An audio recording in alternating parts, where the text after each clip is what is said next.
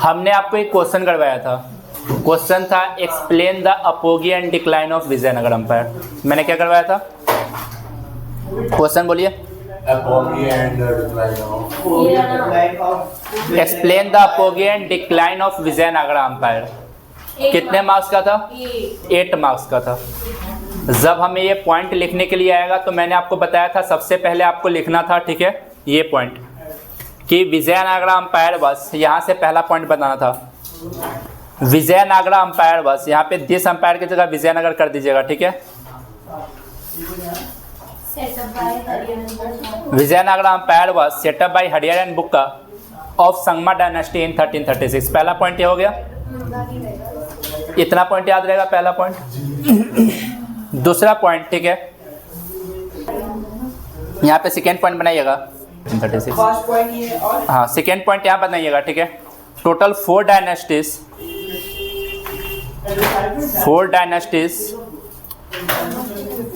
Ruled over this empire. Second point ये बनाइएगा, ठीक है। That is total 4 dynasties ruled over this empire. That is का sign लगा के फिर लिखिएगा अपने पास कौन कौन से, संगमा, सलुवा, तुलुवा, अराविदु, ठीक है। कौन कौन से थे? Sangma, सलवास, तुलवास and Aravidu.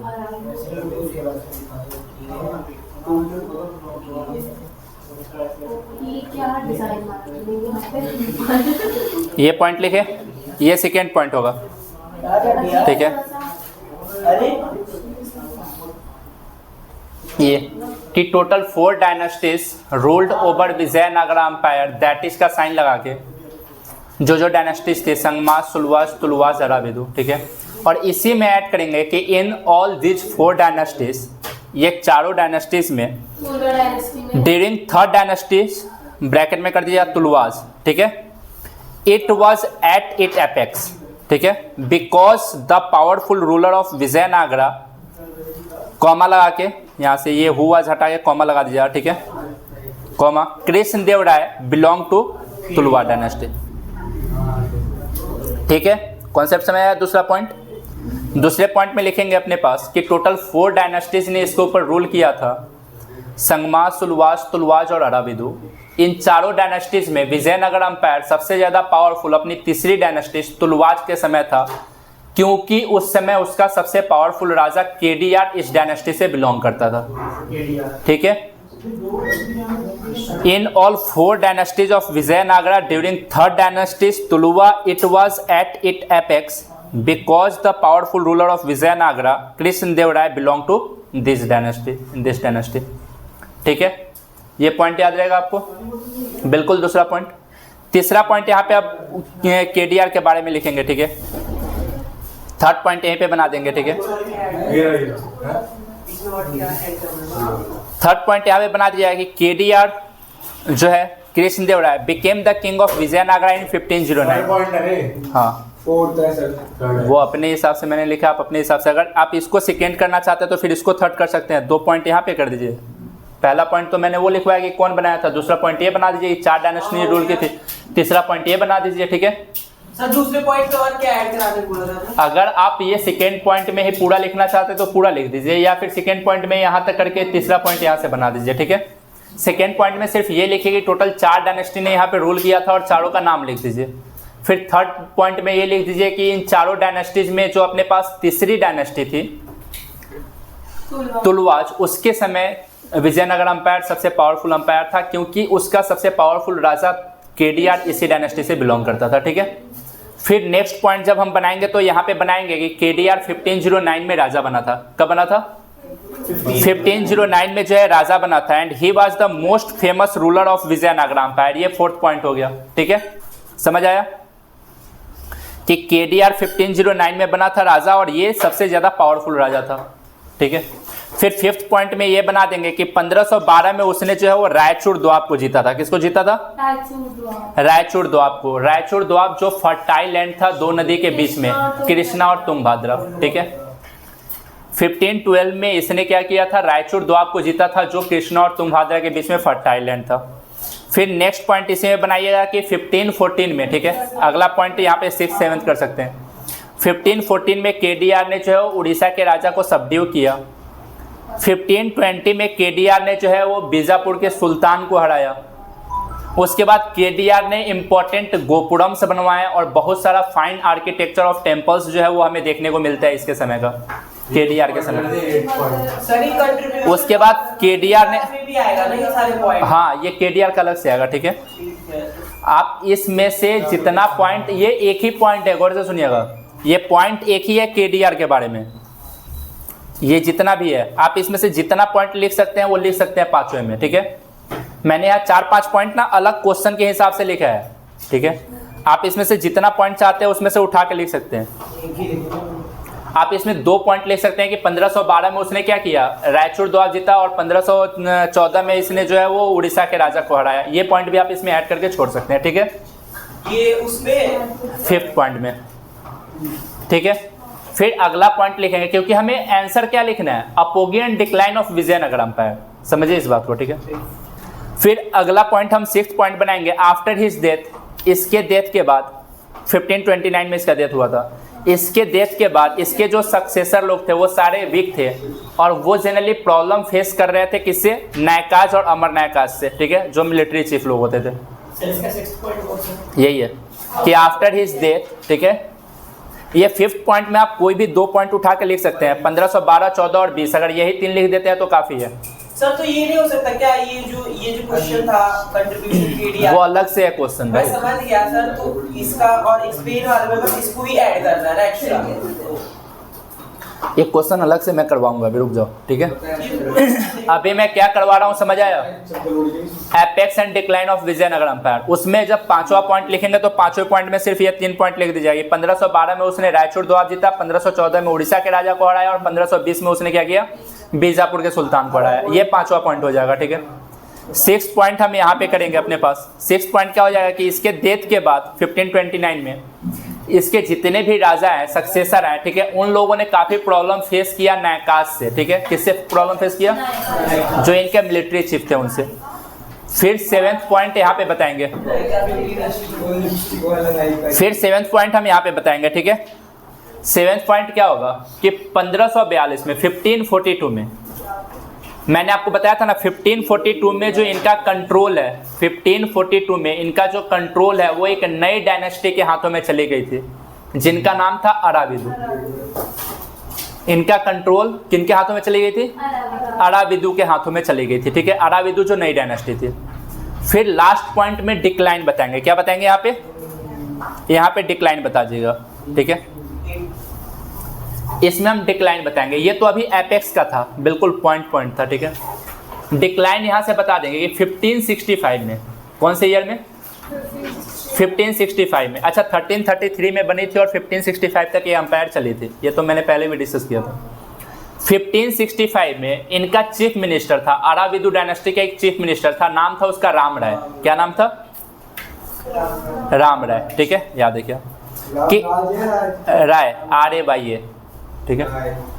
In 1565 Rama Raya, the chief minister of Vijayanagara, led the army into battle at Rakshasi Tangadi, जिसे हम तालीकोटा भी बोलते हैं, ठीक है। 1565 में जो अराविदु डायनेस्टी का जो मिनिस्टर था, विजयनगर अंपायर का जो प्राइम मिनिस्टर था, उसका नाम था राम राय। क्या नाम था, राम राय। उसने अपनी आर्मी को एक बैटल फील्ड में लीड किया, जिसे हम बोलते हैं राक्षसी तंगड़ी का वॉर या फिर तालीकोटा का वॉर। राक्षसी तंगड़ी, ठीक है, याद किया, या फिर तालीकोटा, ठीक है। सामने लिख के देंगे, आपको याद हो जाए। अब सुन लीजिए मेरा बात बड़े प्रेम से, ठीक है। नायकाज और अमर नायकाज 2 मार्क्स में आएगा। नायकाज कौन थे और अमर नायकाज भी 2 मार्क्स में आएगा। नायकाज वो मिलिट्री चीफ थे जिनकी जिम्मेवारी थी राजा के फोर्ट को कंट्रोल करने की। नायकाज वो मिलिट्री चीफ थे जिनकी जिम्मेवारी थी राजा के फोर्ट को कंट्रोल करने की। इनका टेन्योर फिक्स्ड होता था, ये पूरे अंपायर में कहीं भी मूव कर सकते थे, किसी भी टेरिटरी के ऊपर सेटल हो सकते थे। अब क्या होता है कि इनका अलग अलग ग्रुप होता था, ठीक है। जैसे ये राजा का फोर्ट हो गया तो ये अलग अलग ग्रुप में पूरे अंपायर में रहते थे। अब पहला ग्रुप अगर यहाँ आया, राजा के फोर्ट को प्रोटेक्ट करने की जिम्मेवारी 2 साल के लिए इसकी है, तो 2 साल तक ये रहेंगे, फिर उसके बाद ये कहीं भी मूव कर सकते हैं, कहीं भी सेटल हो सकते हैं। तब तक ये वाले ग्रुप को बुलाया जाएगा, फिर इन ग्रुप को बुलाया जाएगा, फिर इन ग्रुप को बुलाया जाएगा। समझिए इस बात को। अगर कोई ग्रुप, जैसे मान लीजिए ये ग्रुप यहाँ पे है और 5-6 सालों से, 7-8 सालों से यहीं पे है और 7-8 सालों से इसको नहीं बुलाया गया सर्विस के लिए, तो ये यहीं पे सेटल हो जाते थे एक तरीके से। फिर राजा जब 7-8 सालों के बाद इनको बुलाता था तो उस समय ये आने से मना कर देते थे। वैसे कॉन्सेप्ट में राजा इनके अगेंस्ट मिलिट्री एक्शन लेता था, और ये मिलिट्री एक्शन लिया जाता था अमर न्यायकाज के द्वारा। सर ये क्यों किए थे, क्यों करते थे? ये पूरे अंपायर में जाके कहीं सेटल तो होंगे ना, अपने आप को सर्वाइव करने के लिए। तो एग्रीकल्चर ही एक सोर्स ऑफ इनकम था, उसके तहत ये जाके पूरे शहर, पूरे अंपायर में कहीं भी जाके सेटल हो सकते थे, बिल्कुल फ्रीडम था इनके पास। ठीक है, तो हम यही बताना चाहते हैं। सबसे पहला पॉइंट देखिएगा, मेरे साथ बोलिएगा। Military chief control fort and had arm supporter. This chief often moved from one area to another and they were accompanied by peasant looking for fertile land on which to settle and these chief were known as नायकाज। वो military chief जिनका जिम्मेवारी राजा के fort को protect करने का था, वो military chief जिनके पास आर्म्ड सपोर्टर होते थे, एक चीफ हो गया, उनके पास बहुत सारे बंदे हो गए, जिनका काम क्या था, राजा के फोर्ट को कंट्रोल करना।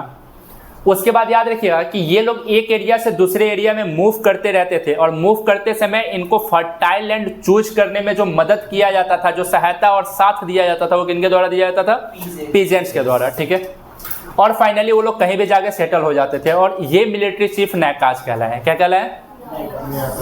मिलिट्री चीफ, बोलिए मेरे साथ, military chief control fort and head arm supporter. बोलिए, शुरू से बोलिए। Military chief control fort and head arm supporter. यहाँ तक पहला point. Military chief control fort and head arm supporter. फिर से बोलिए, military chief control fort and head arm supporter. याद हुआ point? Military chief control fort and head arm supporter. These chief, यहाँ देखिए, these chiefs often move from one area to another. These chief often move from one area फिर से बोलिए, these chiefs often move from one area to another. one area to another and they were accompanied by peasant looking for fertile land. They were accompanied by peasant looking for fertile land on which to settle.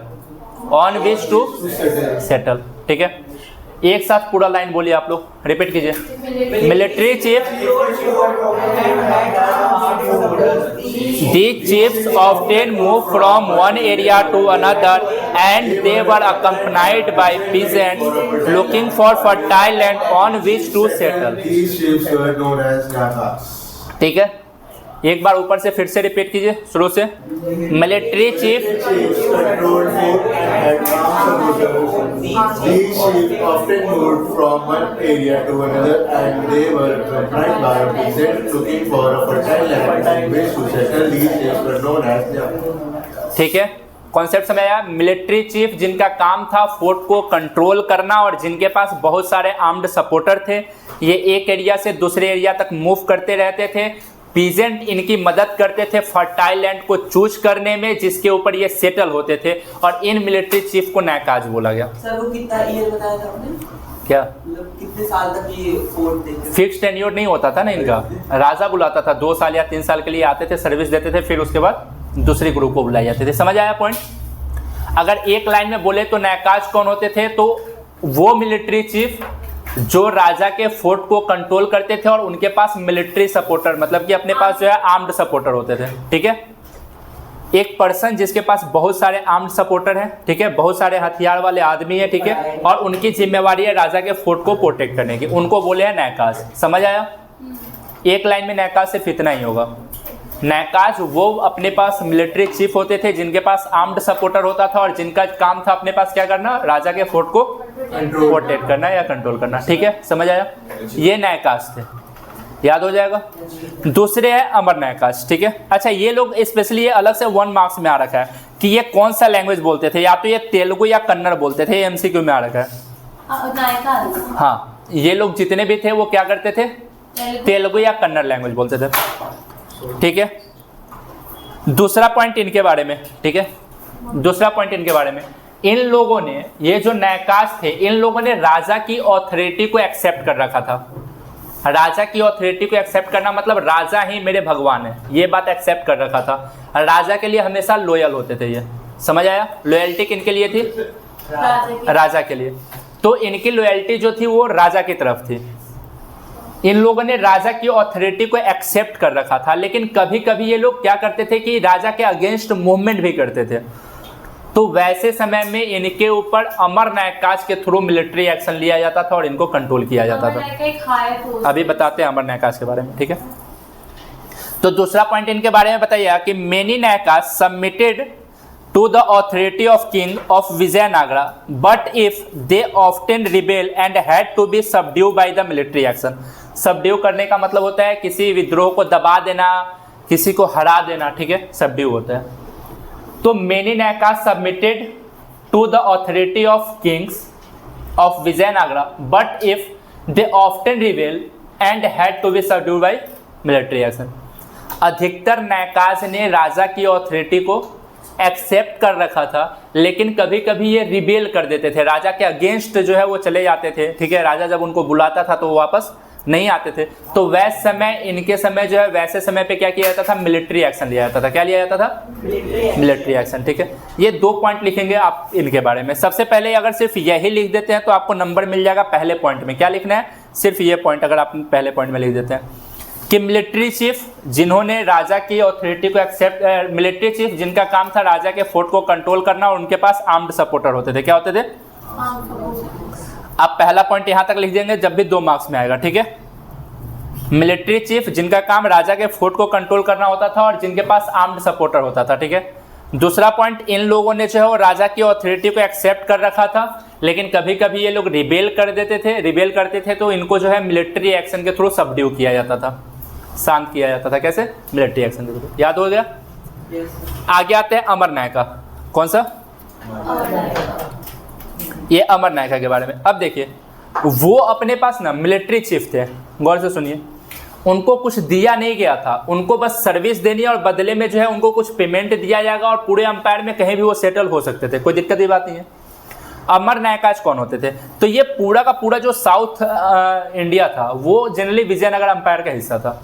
तो राजा तो कहाँ रह रहा है, हम्पी में ना, राजा कहाँ रह रहा है, हम्पी में। क्या हम्पी से पूरे अंपायर को कंट्रोल कर पाना पॉसिबल था? तो राजा ने क्या किया, अपने पूरे अंपायर को छोटे छोटे टुकड़ों में बांटा। पूरे अंपायर को क्या किया, छोटे छोटे टुकड़ों में बांटा।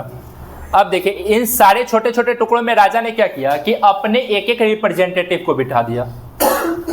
राजा ने अपने एक एक रिप्रेजेंटेटिव को, मान लीजिए एक पर्सन को यहाँ पे भेज दिया, दूसरे को यहाँ पे भेज दिया, तीसरे चौथे को सबको यहाँ पे भेज दिया उन्होंने, अलग अलग करके।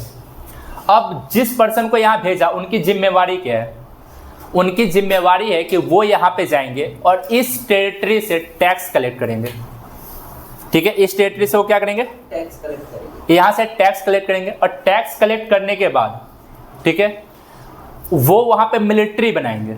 वो वहाँ पे क्या करेंगे, मिलिट्री बनाएंगे। उनके रख रखाव के ऊपर, उनके एक्सपेंस के ऊपर जो खर्चा होगा टैक्स से काट लेंगे। गौर से सुनिए, उसी टैक्स से क्या कर लेंगे, वो डिडक्ट कर लेंगे और बाकी जो पैसा बचा वो राजा को सबमिट कर देंगे। समझ आया। जैसे आज कोई आदमी पूरे इंडिया पे अकेला रूल नहीं कर सकता, तो उन्होंने क्या किया, डिफरेंट डिफरेंट स्टेट्स बना लिया और अपने स्टेट्स में अपने रिप्रेजेंटेटिव को भेज दिया। बोले कि सारा टैक्स तुम कलेक्ट करो, वहाँ पे आर्मी बनाओ, मिलिट्री बनाओ, कोई दिक्कत की बात नहीं है, जितना खर्च आ रहा है टैक्स से डिडक्ट कर लो और बाकी बचा हुआ पैसा राजा को सबमिट कर दो।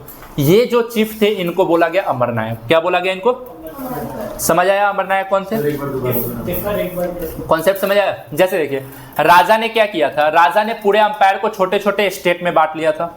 हर एक स्टेट में अपने रिप्रेजेंटेटिव को भेजते थे।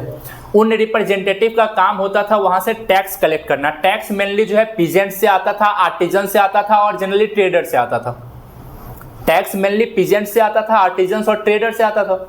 वो टैक्स कलेक्ट करते थे, उसके बाद वहां पे वो मिलिट्री बिल्ड करते थे, वहां पे समझिए आर्म्ड फोर्स जो है वहां तैयार करते थे।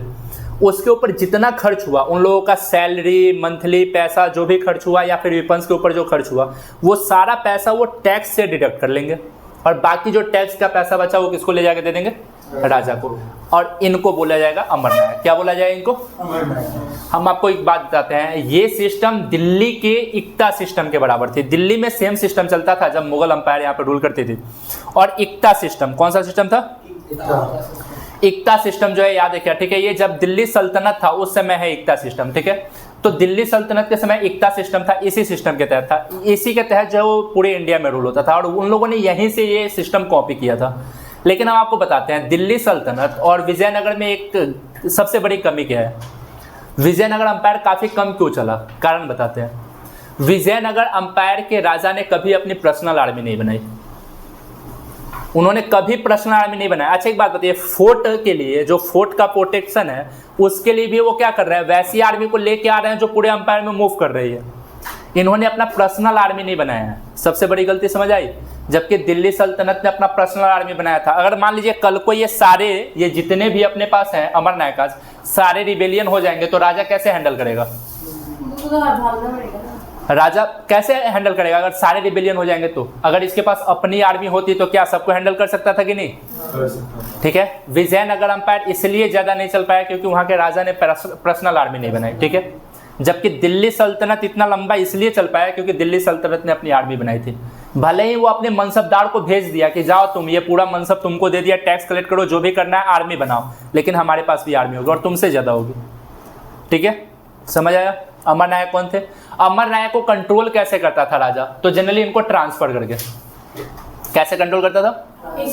मतलब यहाँ के राजा को, यहाँ के अमर नायक को यहाँ भेज दिया, यहाँ के अमर नायक को यहाँ भेज दिया, ताकि इनके ऊपर अथॉरिटी राजा की बनी रहे। समझ आया अमर नायक? तो अमर नायक सिस्टम के बारे में यहाँ पे देखेगा। Amar Nayakas were military commander, they were military commander who were given territory to govern by रायाज।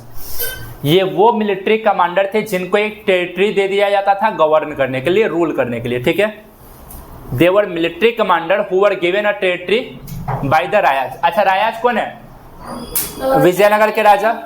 Vijayanagar के राजा को हम रायाज बोलते थे ना, ठीक है। तो विजयनगर के जो राजा होते थे उन्होंने इन मिलिट्री कमांडर को एक टेरिटरी क्या कर दिया? दे दिया। They collect tax and other dues from peasant, craft person and traders in the area. ये क्या करते थे? ये वहां से टैक्स कलेक्ट करते थे। ये वहां से क्या करते थे?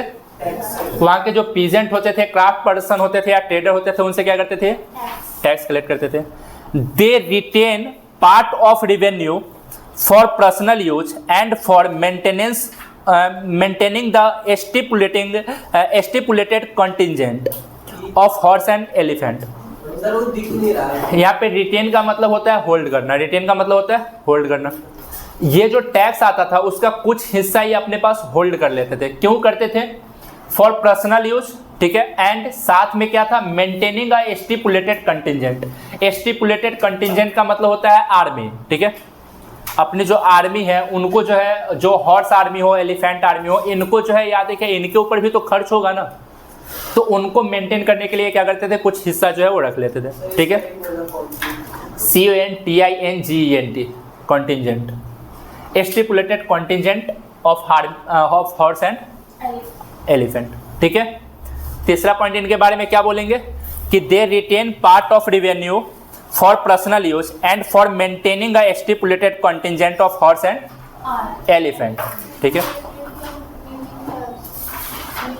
आर्मी, मेंटेनिंग ऑफ आर्मी, ठीक है। एक लाइन में बोल सकते हैं कि इनके पास जो कैवेलरी या इन्फेंट्री या एलिफेंट आर्मी थी उनके मेंटेनिंग के लिए क्या करते थे? कुछ पार्ट अपने पास रख लेते थे। उसके बाद याद रखिएगा कि दिस कंटिजेंट, और ये जो अपने पास ये जो आर्मी बनाते थे ना, बस हो गया।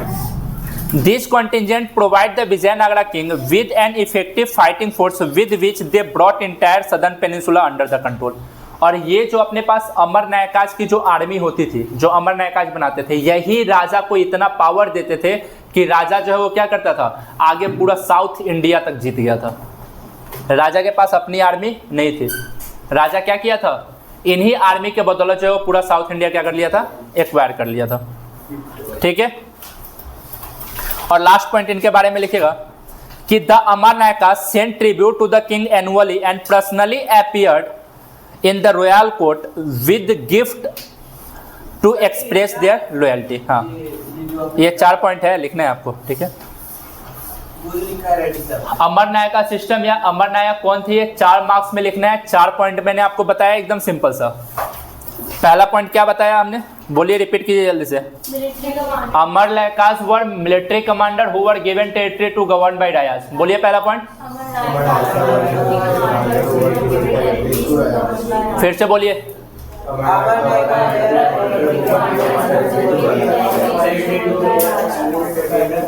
फिर से रिपीट कीजिए और एक साथ सब कोई बोल गए।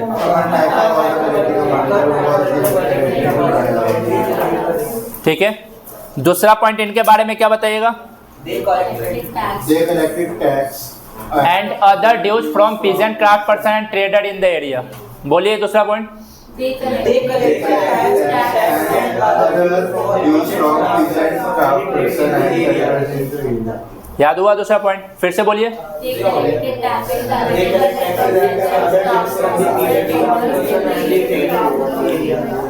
तीसरा पॉइंट इनके बारे में बताइएगा कि they retain part of the revenue for personal use and for maintaining a stipulated contingent of horse and elephant. Repeat कीजिए मेरे साथ, बोलिए एक बार। दे